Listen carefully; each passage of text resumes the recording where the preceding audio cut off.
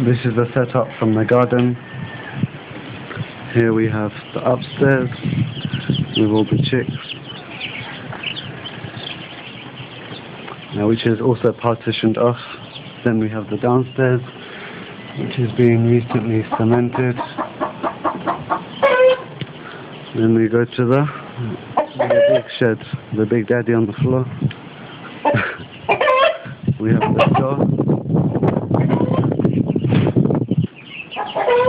Here we have the 250 chickens,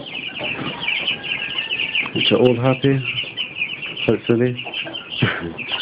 Then we have here the water cans, the vitamins, agro, the feed, the sawdust, and the older chickens, which are 2.5 weeks old, 100 here.